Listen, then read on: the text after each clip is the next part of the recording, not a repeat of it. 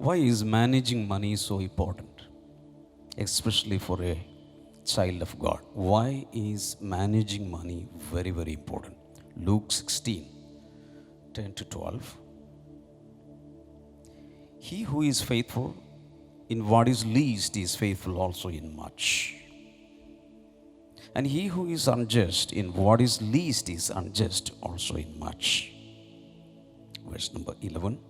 Therefore, if you have not been faithful in the unrighteous mammon, mammon is money, who will commit to your trust the true riches? Say true riches. True riches mean what? Spiritual wealth, spiritual riches, eternal riches. Verse number 12. And if you have not been faithful in what is another man's, who will give you what is your own? Jesus is teaching three important principles here. I'm going to just give you that. Jesus is teaching three important teachings, principles in 3 verses. Number 1, the principle of faithfulness. Write down.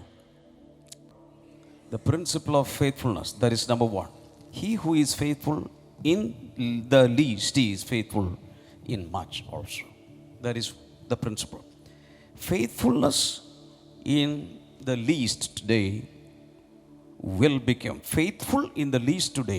managers of much in the future. That is principle number 1. Principle number 2. These are all very valuable principles. Your entire life will be the reflection of how you abide by these principles. These are very, very important. The quality of your life, how you will handle the spiritual wealth in your life, how you will grow up in ministry, how healthy you will be in your spiritual life, etc., is dependent on these 3 principles. Usually, preachers and believers ignore these verses. Number 2, principle number 2, principle of true riches. Principle of true riches. The amount of spiritual wealth, in brackets, true wealth, that is the true wealth. The only true wealth is the spiritual wealth. The amount of spiritual wealth that you will handle is directly proportional to your money management. Isn't that shocking? How you manage your wallet, how you manage your bank accounts, how you manage the resources and the property that God has given you. That management is directly proportional to what? The spiritual wealth, the true riches that you will handle in your personal life. A person's attitude toward the use of money is the barometer for the spiritual health and maturity.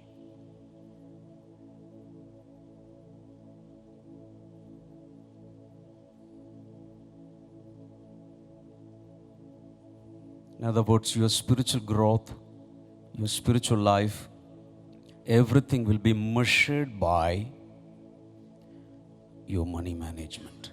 Amen. Amen. It's simply written there. But usually people ignore this. Prayer and fasting may not attract more resources, but good management will do. Amen. People pray, people fast, but it will not bring money. But if you're a good manager, you'll be given more. Amen. I expected more amens. Are you okay with me? No problem? Good. Number 3, principle of stewardship. And if you have not been faithful in what is another man's, that is stewardship, another man's, who will give you what is your own? That means you have to prove your managerial skills, your faithfulness in managing somebody else's resources and property, then only you will possess your own.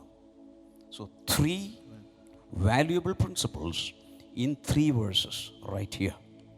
Jesus is teaching all about money management, nothing else. Of course, there is a general meaning to all, but primarily this is about managing His resources on earth.